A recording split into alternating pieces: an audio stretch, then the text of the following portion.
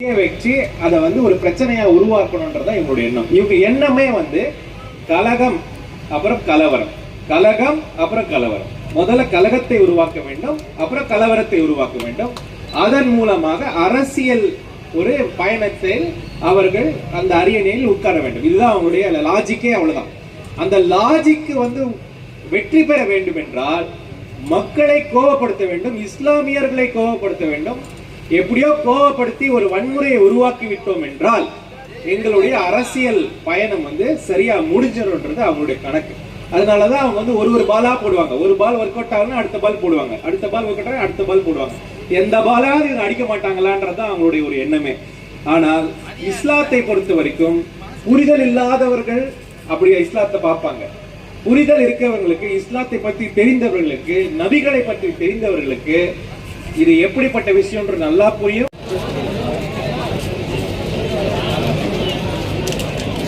அவர்களுக்கு முறைப்படுத்தி உள்ளே அமர்வதற்கு வழிகாட்டுங்கள். ஜனநாயகம் பெரியது, அரசு அது கட்டுப்பட்டு இருக்க வேண்டும் என்பது உலகத்தின் நியதி. ஆனால் கொரோனா பெருந்தொற்றின் காரணமாக அது விளக்கப்பட்டால் அல்லாமல் அனைத்து மக்களும் ஒன்றிணைந்து போராடினால்தான் இந்த சட்டத்தை திரும்ப பெறுவதற்கான ஒரே வாய்ப்பாக இருக்கும் என்பதை நான் துவக்கத்திலேயே பதிவு செய்ய விரும்புகின்றேன். வேறறுப்போம், வேறறுப்போம், வெறுப்பு அரசியலை வேறறுப்போம். காப்பாற்று, காப்பாற்று, அரசியலமைப்பு சட்டத்தை காப்பாற்று. ஓங்கட்டும், ஓங்கட்டும், சமூக ஒற்றுமை ஓங்கட்டும். ரத்து செய், ரத்து செய், வக்ஃபு திருத்த சட்டத்தை ரத்து செய். வக்ஃபு திருத்த சட்டத்தை அபகரிக்காதே, அபகரிக்காதே, அபகரிக்காதே, அபகரிக்காதே, இறைவன் சொத்தை அபகரிக்காதே, பிரிக்காதே, பிரிக்காதே, மதத்தின் பெயரால் மக்களை பிரிக்காதே.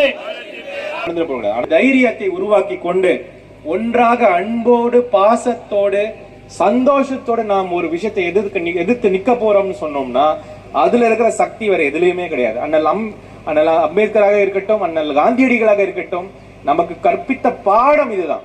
நீங்க சண்டை போட்டு கோவப்பட்டுட்டோம்னா நம்மளுடைய ஈஸியா நம்மள முறியடிச்சிருவாங்க.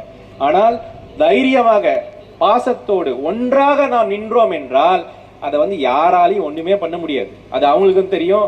இந்த ஷாஹீன் பாக்லயும் அதை நம்ம ப்ரூவ் பண்ணிட்டோம். விவசாயிகளும் விவசாய போராட்டத்தில் அவங்க ப்ரூவ் பண்ணிட்டாங்க. அதனால இந்த ஃபார்முலாவை நீங்க கையில் எடுங்கள். இதுக்கு முன்னாடி வரப்போற காலங்களில் எல்லாம் ஒன்றிணைந்து எப்படி இதை கொண்டு போகலாம், அவங்க என்ன கொண்டு வர போறாங்க. இப்பவே கோர்ட்ல நிறைய கேசஸ் போட்டாங்க. எனக்கு தெரிஞ்சு கோர்ட்ல இது நிக்க போறது கிடையாது. நேத்தே நீங்க இந்த கவர்னருக்கு வந்த தீர்ப்பை நீங்க பார்த்திருப்பீங்க. 10 சட்டங்களை உடனே நீ பண்ணி ஆகணும்ன்ற மூஞ்சில அடிச்ச மாதிரி ஒரு கோர்ட் ஆர்டர் வந்திருக்கு. அதனால கோர்ட் நம்ம பக்கமே வரும்னு நான் சொல்லல. ஆனா கண்டிப்பாக அதை அந்த ஸ்ட்ரக்சரை நம்ம நம்பணும். அதுவும் நடக்கும். இந்த வக்ஃப் சட்டம் கோர்ட்டில் போகிறதுக்கான நிறைய வாய்ப்புகள் உண்டு.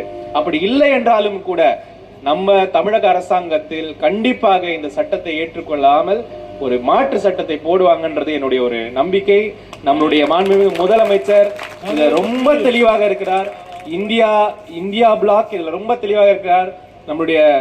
எங்களுடைய அன்பு தலைவர் ராகுல் காந்தி அவர்கள் இதுல ரொம்ப தெளிவாக இருக்கிறார். எல்லோரும் நாம் ஒன்றாக, இந்தியா முழுக்க ஒன்றாக இதை எதிர்த்து நிற்போம். இவங்க என்னதான் பண்றாங்கன்னு பார்ப்போம். இவங்க பண்றதுக்கு இவங்க கிட்ட ஒண்ணுமே கிடையாது. அதனால உண்மையான மக்கள் யார், உண்மையான மக்கள் நம்ப அப்படின்ற அந்த விஷயத்தை புரிந்து கொண்டு நாம் முன்னே செல்ல வேண்டும் என்பது என்னுடைய பணிவான வேண்டுகோள். இந்த வக்ஃப் சட்டம் என்பது இந்திய ஜனநாயகத்திற்கு, இந்திய அரசியலமைப்பு சட்டத்திற்கு எதிரான, இந்திய அரசியலமைப்பு சட்டத்தின் அடிப்படை தூண்களுக்கு எதிராக அமைக்கப்பட்ட ஒரு சட்டம். உண்மையான நம்முடைய அரசியல் ஜனநாயக வரலாறு ஒரு கேவலமான செயல் என்பதை நான் இந்த இடத்துல நான் பதிவு செய்கிறேன். பாஜக செய்வது முதல் முறை அல்ல. இது இவர்களுடைய 10 ஆண்டு கால ஆட்சி பல விஷயங்கள் இந்த மாதிரி பண்ணியிருக்காங்க. அந்த விஷயங்கள் எல்லோருக்கும் கூட மக்கள் திரளாக பதிலடி கொடுத்துருக்கிறோம். அதே மாதிரி பதிலடி இந்த தடவையும் வலுவாக கிடைக்கும் என்பது எந்த மாற்று கருத்தும் கிடையாது. தமிழகத்தை பொறுத்த வரைக்கும் இதில் வந்து அரசியல் தெளிவும் மக்களுடைய ஒற்றுமையும் ஒரே சீராக இருப்பது ரொம்ப சந்தோஷத்தை தரக்கூடிய ஒரு விஷயம். இந்தியாவுக்கே வந்து தமிழகம் வந்து இந்த விஷயத்திலையும் ஒரு முன்மாதிரியாக இருப்பதற்கு மாற்றுகிறது. இது வந்து இந்திய அரசியலமைப்பு சட்டத்திற்கு எதிரான ஒரு செயல். பாஜகவோட கை கோத்துருக்கிறத பற்றி சொல்லுங்கள். ரொம்ப அதாவது அஇஅதிமுக என்பது ஒரு பெரிய அரசியல் சித்தாந்தமாக பலமாக இருந்த காலம் போய் இன்னைக்கு அவர்கள் அழிவு பாதையை நோக்கி போகிறார்கள் என்பது மாற்று கருத்தை கிடையாது. பாஜகவோட சேர்ந்த எந்த கட்சியுமே இது வரைக்கும் வந்து முன்னாடி வந்த சரித்திரமும் கிடையாது. அவர்களுடைய மோடஸ் ஆப்பரண்டியே வந்து ஒரு கட்சியோடு சேர்வது, அதே கட்சியை முதுகில் தொட்டிட்டு அந்த கட்சியை புறம் தள்ளிவிட்டு முன்னாடி வருவது அவங்களுடைய வேலை. இன்னைக்கு அஇஅதிமுக அவர் செய்திருப்பது எப்படி அவங்க அதை முடிவு பண்ணாங்கன்றது கூட எனக்கு புரியலை. அரசியலாக இது ஒரு தற்கொலை. பொன்னையன் போன்ற மூத்த தலைவர்களே பாஜக திருடர்கள், ஆனால் திருந்திட்டாங்க, இந்த முழுகிற கப்பல்லேருந்து என்ன கிடைக்கும்னு பார்க்கலான்னு சொல்லியிருக்காரு. இதை நீங்கள் எப்படி பார்க்குறீங்க? திருடர்கள் என்பது அவர் சொன்ன விஷயத்தை நான் கண்டிப்பாக ஒத்துக்கிறேன். எல்லாருமே அதை ஒத்துக்கிட்டு தான் அவங்களுக்கு அது தெரியுதுன்றது தான் நமக்கு புரியுது. அவர் திருடர்களை நம்பி அவங்க வீட்டை ஒப்படைக்க நினைக்கிறாங்க. அந்த வீட்டை வேணால் ஒப்படைச்சிட்டு போகிறாங்க, எங்களுக்கு அதை பற்றி கவலை கிடையாது. ஆனால்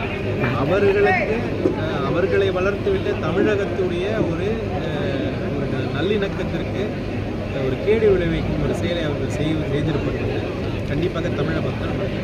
சார், அந்த வகுப்பு சட்டத்துக்கு வந்து 2 கட்சியும் ஒன்றா இணைஞ்சு திருவள்ளூரில் ஒரு ஆர்ப்பாட்டம் பண்ணலை, இது நடக்குமா?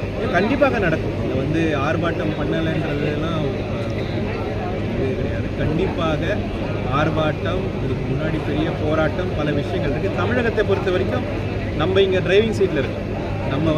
நம்ம ஆர்ப்பாட்டம் பண்ணுறதே வெளியே தெரியறதுக்கு தானே தவிர இங்கே வந்து தெளிவாக தான் இருக்கும். இங்கே முதலமைச்சரை பொறுத்த வரைக்கும் எல்லா சட்டத்தையும் எதிர்த்து சட்டசபையில் சட்டம் போட்ட ஒரே மாநிலம் இதுவாக தான் இருக்கும். அதற்கு வந்து சுப்ரீம் கோர்ட்டில் நேற்று ஆதரவு தெரிவிச்சிருக்காங்க. நல்ல விஷயம். அந்த 2013 வந்த சட்டத்தை பார்த்தாலுமே கூட வக்ஃபு சொத்துக்களை மீட்டெடுப்பதற்கான பல முயற்சிகள் நடந்து கொண்டு தான் எல்லாமே சரியாக இருக்குன்னு நான் சொல்லலை.